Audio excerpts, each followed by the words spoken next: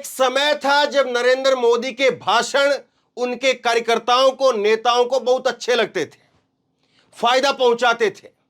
लेकिन आज एक ऐसा समय आ गया है जब नरेंद्र मोदी के भाषण, जब वो व्हाट्सएप स्टेटस पर लगाते थे एक दौर में, लेकिन आज एक ऐसा दौर आ गया है कि नरेंद्र मोदी के भाषण वो उनके कार्यकर्ताओं के लिए शर्मिंदगी का वजह बन गए हैं।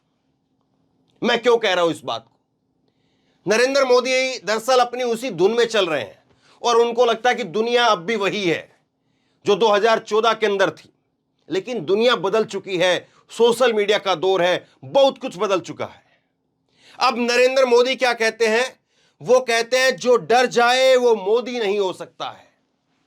इन्होंने अपनी एक सभा के अंदर ये बात कही। अब पहले ये होता था कि इस प्रकार का स्टेटस जो है, फोटो, वो मोदी के जितने समर्थक नेता थे वो सब अपने व्हाट्सएप के स्टेटस पर लगाते थे, लेकिन अब नहीं लगाते हैं। अब इसलिए नहीं लगाते हैं क्योंकि अगर किसी ने ये लगाया तो लोग ये लिख करके भेज देंगे कि जो डर जाए वो मोदी नहीं है। तो मोदी मणिपुर पर चुप क्यों है? मोदी मणिपुर में लाशों, सैकड़ों से ज्यादा लाशें बीत चुकी हैं, किसका इंतजार कर रहे हैं? क्यों चुप है मोदी? हर जगह मोदी पहुंच चुके हैं। राजस्थान में पहुंच चुके हैं, छत्तीसगढ़ में पहुंच चुके हैं, मध्य प्रदेश में पहुंच चुके हैं, तेलंगाना में पहुंच चुके हैं। यहां पर चुनाव है, मणिपुर में नहीं पहुंच रहे हैं क्योंकि वहां पर डबल इंजन की सरकार है, वहां पर जवाब देना पड़ेगा, वहां नहीं पहुंच रहे हैं। और मैं आपको सुनवाता हूं, ये नरेंद्र मोदी का भाषण सुनिए और किस तरह से मोदी के भाषण जो है वो आज उनके कार्यकर्ताओं के लिए जो है वो एक शर्मिंदगी का वजह बनते जा रहे हैं। लेकिन मोदी को लग रहा है कि अब भी वही दुनिया है।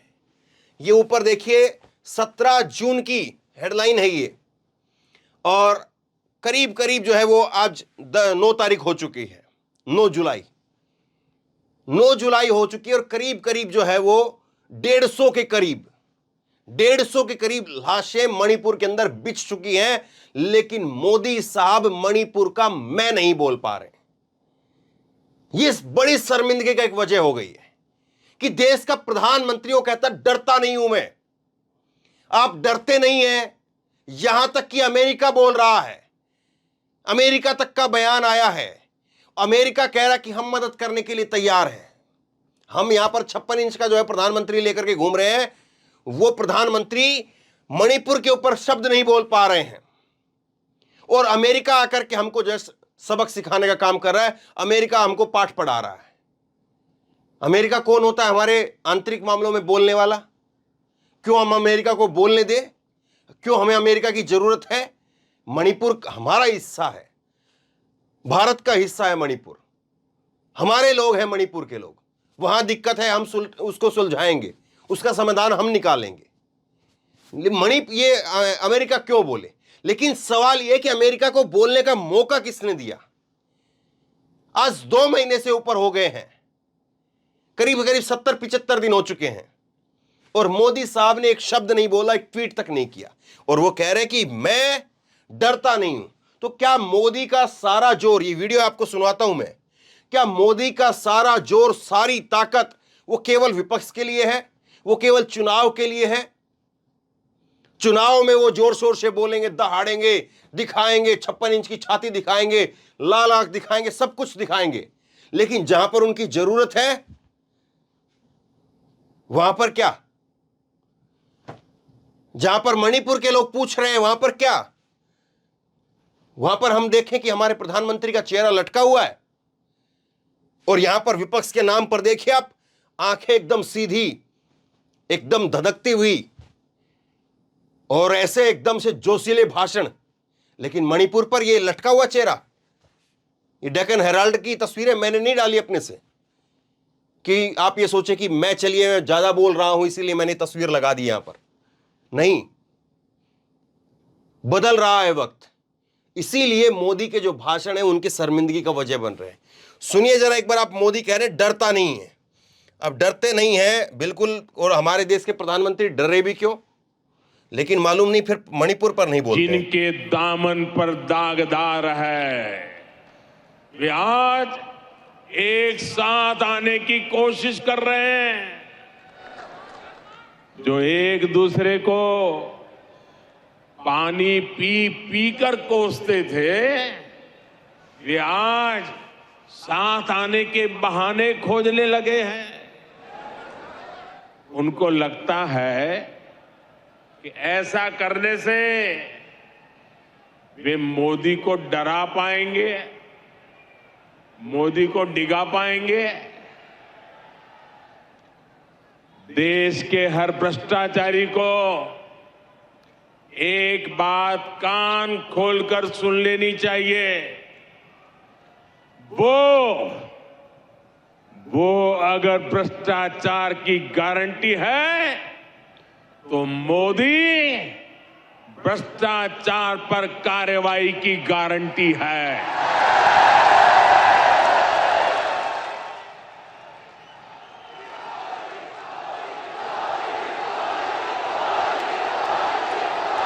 ये सेम एक पैटर्न है। समझ में नहीं आता है कि बस यही एक बात उन्होंने कही, और जैसे लालू प्रसाद यादव ने कहा था कि विद्यार्थी परिषद के लोगों को आगे बैठा कर मोदी मोदी के नारे लगवाते हैं, वो बचेगा नहीं।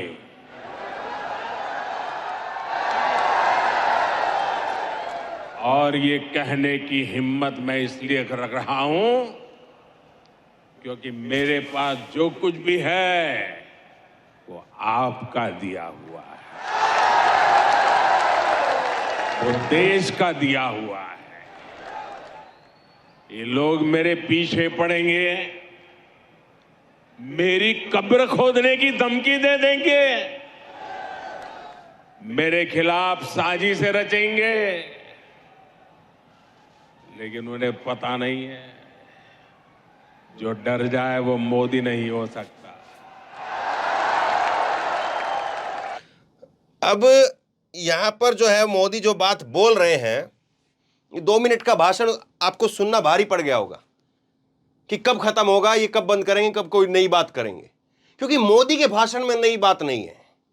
मोदी वही बात जो है वो करप्शन की गारंटी है, घोटाले की गारंटी है, कार्रवाई की गारंटी है, बस यही बात, यही टेप रिकॉर्डर में यही चल रहा है, कुछ नया नहीं है। लोग नया सुनना चाह रहे हैं। और आप देखिए क्या कर रहे हैं, आप जो है वो एक ही चीज को सब जगह लगा रहे हैं। यहां छत्तीसगढ़ में जाते हैं तो छत्तीसगढ़ में कहते हैं छत्तीसगढ़ में विकास का पंजा दीवार बन करके खड़ा हो गया है। छत्तीसगढ़ के विकास में कांग्रेस का पंजा दीवार बन करके खड़ा हो गया है। कांग्रेस के कोर कोर में करप्शन है। फिर तेलंगाना में जाते हैं तो वहां कहते हैं केसीआर सरकार मतलब सबसे भ्रष्ट सरकार। यहां सेम टू सेम लैंग्वेज है। मैंने दोनों ट्वीट लगाए हैं, इसीलिए सेम टू सेम लैंग्वेज है। ये आप देखिए, हम दिल्ली से योजनाएं राजस्थान में भेजते हैं, लेकिन यहां जयपुर में कांग्रेस का पंजा उस पर झपट्टा मार देता है। कांग्रेस को राजस्थान के लोगों से परेशानी से कोई लेना देना नहीं है। ये देखिए झपट्टा मार देता है। वही यहां पर जो है झपट्टा मार देने वाला जो है ये कांग्रेस का पंजा, ये आपका हक छीन रहा है। वही जो है वो कांग्रेस को लूट को बर्बाद कर रहा है, इस पंजे ने बर्बाद कर दिया है। तो यही सारी बात जो है घूम फिर करके वही सारी बात, कोई नई बात नहीं है। यहां पर केसीआर यानी सबसे भ्रष्ट सरकार। तो आप मतलब आप क्या कर रहे हैं, आपकी सरकार क्या कर रही है? 9 साल हो गए साहब, 10 साल भी हो जाएंगे। अब आप क्या कर रहे हैं उस पर तो बात करनी चाहिए ना। और आप वही घूम फिर करके कि वो भ्रष्टाचार की गारंटी है, मैं कार्रवाई की गारंटी हूं, गरीब का बेटा हूं, ये सारी बात जो है गरीब को लूटा है, देश को लूटा है, उसका हिसाब होकर के रहेगा। मेरी कब्र खोदने की बात करते हैं, मेरी कब्र खोदने की धमकी देते हैं, मेरे खिलाफ साजिश करेंगे। उन्हें पता नहीं है जो डर जाए वो मोदी नहीं हो सकता है। तो इस तरह की बातें जो है वो नई नहीं है। किसी भी राज्य में आप जा रहे हैं वही सारी बातें घूम फिर करके वही सारा आपका वही एक पैटर्न चल रहा है, और उस पैटर्न पर ही आप बोल रहे हैं। नई बात आप नहीं बता रहे। और इसीलिए जो है, इसीलिए लोग अब आपसे कट रहे हैं। अब ये वीडियो है, ये वीडियो इनकी केसीआर की वीडियो है, और इसमें ये यही कह रहे हैं केसीआर की सरकार यानी सबसे भ्रष्ट सरकार, सबसे करप्ट सरकार है। अब ये सारी बात जो है वो पहले सुन लीजिए, आप आखिरी सुन लीजिए, फिर वो आगे सुन लीजिए, फिर पीछे सुन लीजिए, लेकिन नई चीज नहीं है। और यही वजह है कि अब बीजेपी का जो कार्यकर्ता है वो भी तंग आ गया है। बीजेपी का जो कार्यकर्ता है वो भी सोच रहा है कि अब क्या करें। नई चीज नहीं है। और सोशल मीडिया का दौर है। 2014 की बात अलग थी। 2019 में भी सोशल मीडिया उस तरह से नहीं खड़ा था जिस तरह से आज खड़ा है। आज एक नहीं, कम से कम 50 चैनल जो है वो ऐसे हैं जो ढंग से काम कर रहे हैं। तो कम से कम कोई व्यक्ति इस चैनल को नहीं देख रहा है तो उसको देख रहा है, उसको नहीं देख रहा तो उसको देख रहा है, उसको नहीं देख रहा तो उसको देख रहा है। और आप अलग अलग जो है वो भाषाओं में चले जाएंगे, तमिलनाडु के अंदर चले जाइए, तेलंगाना में चले जाइए, कर्नाटका में, केरल में चले जाइए, तो वहां पर उनके खुद के रीजनल चैनल हैं। वहां पर तो ये दिल्ली वाली, नोएडा वाली जो गोदी मीडिया है वो चलती ही नहीं है। तो आप किसके सहारे टिकेंगे साहब? आपको लोग कब तक टिकेंगे? कब तक लोग देखेंगे? सवाल अब यह खड़ा हो गया है। और आप इतने ही ताकतवर हैं, देश के प्रधानमंत्री की कब्र कोई नहीं खोद सकता है। और ये सबको मालूम है कि जो नारा दिया जाता है कब्र खुदने वाला, ये नारा जो है वो आधिकारिक रूप से उसका कोई समर्थन भी नहीं करता है, लेकिन वो एक विरोध के स्वरूप में वो नारा जो है वो लोग दे देते हैं, उसको गुस्से के स्वरूप में जो है उस नारे को बोल देते हैं। लेकिन आप जो है ये विक्टिम कार्ड छोड़ करके जिनकी सच में कब्र खुद रही है उनके बारे में कब बात करेंगे? आप मणिपुर के बारे में कब बात करेंगे? ये वाकई अजीब नहीं है? और आज एक ऐसी स्थिति पैदा हो गई है कि आज इस बात को मैं लेकर के, इस सवाल को मैं लेकर के अगर बीजेपी के हेडक्वार्टर में चले जाऊं और वहां पर 1 दर्जन, क्या मैं कहूं कि अगर वहां पर 1000 कार्यकर्ता भी इकट्ठा हों, 1000 नेता भी इकट्ठा हों, तो वो भी इस सवाल का जवाब नहीं दे पाएंगे कि मोदी जो कह रहे हैं मेरी कब्र खोदने की बात विपक्ष करता है, बिल्कुल गलत करता है। विपक्ष के नेता करते हैं, बिल्कुल गलत करते हैं। जनता में से कोई कहता है कि मोदी की कब्र खुदेगी, बिल्कुल गलत कहते हैं। लेकिन जिनकी कब्र खुद रही है, जिनके साथ गलत हो रहा है, जिनकी लाशें बिछ रही हैं, उसके ऊपर बोलने का काम किसका है?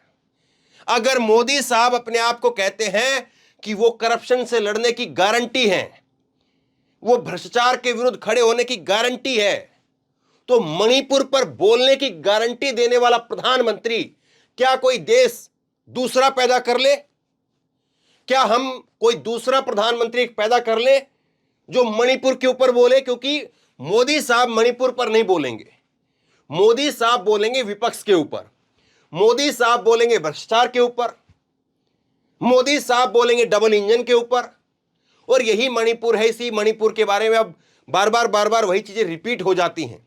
इसी मणिपुर के बारे में जब चुनाव थे तो चुनाव के समय पर कहा कि बर्बाद कर दिया है इन लोगों ने। किसने? कांग्रेस ने। और डबल इंजन की सरकार आएगी तो यहां पर प्रगति होगी, मणिपुर के लोगों को आगे लेकर के जाएंगे, तमाम सारी बातें। वो 2018 का एक भाषण है इनका, अब उसको दोबारा से निकाल करके मैं सुनाऊं आपको तो रिपीट होने वाली बात है वो। लेकिन आप देखिए, आज एक वजह मोदी शर्मिंदगी की बन गए हैं। आज एक वजह उनके भाषण शर्मिंदगी की वजह बन गए हैं उनके खुद के कार्यकर्ताओं के लिए। क्योंकि आज मणिपुर के ऊपर जो सवाल है, आप सारे राज्यों में घूम चुके हैं साहब। जिन जिन में चुनाव है उसमें मोदी का एक बार दौरा हो चुका है। मिजोरम में भी चुनाव है, लेकिन मिजोरम में इसलिए नहीं जा रहे क्योंकि फिर तो और बड़ा सवाल खड़ा हो जाएगा। क्यों मणिपुर चले गए? मणिपुर नहीं गए, मिजोरम चले गए। और मिजोरम और मणिपुर पास के ही राज्य हैं। लेकिन आप राजस्थान चले गए, राजस्थान में रैली कर ली, राजस्थान में कांग्रेस को करप्ट बता दिया, छत्तीसगढ़ में करप्ट बता दिया, मध्य प्रदेश में आपकी सरकार है इसलिए वहां पर गारंटी दे करके और ये दे करके आ गए आप। लेकिन आप मणिपुर के बारे में नहीं बोल पा रहे हैं। आपके हवाई जहाज के अंदर जो है वो मणिपुर जाने का तेल नहीं है। अगर आपके हवाई जहाज में मणिपुर जाने का तेल होता तो आप मणिपुर जाते। और मणिपुर जाने का तेल तो छोड़िए, ऐसा लगता है कि आपकी डिक्शनरी के अंदर अब मणिपुर शब्द जो है वो शायद साइलेंट हो गया है। इसलिए मणिपुर आता है तो आप बोलते तो होंगे, आप चिंता भी करते होंगे, आप मणिपुर के बारे में सोचते भी होंगे, आप दिशा निर्देश भी देते होंगे, लेकिन हमको सुनाई और दिखाई नहीं देता क्योंकि वो साइलेंट लगता है। हमें दिखाई नहीं देता कि कभी कोई हेडलाइन आए, कोई ब्रेकिंग आए। एक बार हुआ था जब मोदी साहब ने जो है वो अमेरिका से आए, तो उस वक्त उससे पहले जो है वो एक दिन पहले अमित शाह ने एक सर्वदलीय बैठक बुलाई। सिर्फ एक बैठक हुई है, सर्वदलीय बैठक एक बैठक हुई है, और उसमें भी कांग्रेस पार्टी ने कहा कि मणिपुर के जो पूर्व मुख्यमंत्री रहे उनको बोलने का केवल 3 मिनट का समय दिया गया। तो उस बैठक के बाद में आपने अमित शाह को बुलाया, आप उस बैठक में नहीं गए, आप सर्वदलीय बैठक में नहीं गए, वरना वो बैठक एक दिन बाद हो सकती थी। आप ठीक है, आपका अमेरिका का दौरा था, वहां पर 21 तोपों की सलामी लेने के लिए आप गए थे, वहां पर झंडा गाड़ने के लिए गए थे, डंका बजाने के लिए गए थे, ढोल बजाने के लिए गए थे, सब कुछ करना अच्छी बात है, देश के प्रधानमंत्री के तौर पर आप गए, देश का मान सम्मान हुआ। लेकिन जब आप वहां से वापसी आए तो उसके बाद रखते आप मीटिंग, आपको पता तो चलता, मालूम नहीं कि क्या वजह है। तो बहरहाल आज ऐसा लगता है कि उनके जो भाषण है, आज जो वो बोलते हैं कि वो डरते नहीं हैं, देश के प्रधानमंत्री को कतई नहीं डरना चाहिए, लेकिन वजह समझ में नहीं आती है कि वो मणिपुर के ऊपर क्यों नहीं बोलते हैं। और उनके आज इसी प्रकार के जो जुमले हैं, इसी प्रकार के जो जुमले हैं कि वो डरते नहीं हैं, और वो इसीलिए जो है आज उनके ऊपर भारी पड़ रहे हैं। ये देखिए, जो डरते नहीं हैं वो मणिपुर के ऊपर साइलेंट क्यों है, देश इस बात को पूछ रहा है। यह सवाल जो महत्वपूर्ण हो जाता है। तो बहरहाल शेयर करिए इस खबर को, आगे तक पहुंचाइए, और आप क्या सोचते हैं नीचे कमेंट बॉक्स में लिख करके जरूर बताइए। आप बताइए कि क्या प्रधानमंत्री जो चारों राज्यों में घूम चुके हैं उनको वाकई मणिपुर जाना भी चाहिए, या कोई जरूरत नहीं है नरेंद्र मोदी को मणिपुर जाने की या मणिपुर के ऊपर बोलने की। बस केवल वो इतना कह दे कि वो डरते नहीं हैं, उससे विपक्ष थर थर कांपता रहेगा, उतना हमारे लिए काफी है। विपक्ष कांप रहा है, विपक्ष डर रहा है, वो इतना हमारे लिए काफी है। मणिपुर में क्या हो रहा है, क्या नहीं हो रहा है, इसके बारे में आपको लगता है कि आपके लिए काफी है ये? मुझे लगता है कि बोलना चाहिए, देश के प्रधानमंत्री को बोलना चाहिए, उनकी जिम्मेदारी बनती है, उनका कर्तव्य बनता है। शेयर करिए इस खबर को, लोगों तक पहुंचाइए, और आप क्या सोचते हैं नीचे कमेंट बॉक्स में लिख करके बताइए, ताकि और लोग भी पढ़ें, वो भी अपनी राय बनाएं। और इसी तरह की तमाम खबरों के लिए ऑनलाइन न्यूज इंडिया को सब्सक्राइब कीजिए, साथ में जो बेल आइकन है, घंटी है, उसको जरूर दबाइए, ताकि जैसे कोई खबर अपलोड करें उसकी नोटिफिकेशन सीधे सबसे पहले आपको मिल सके। धन्यवाद।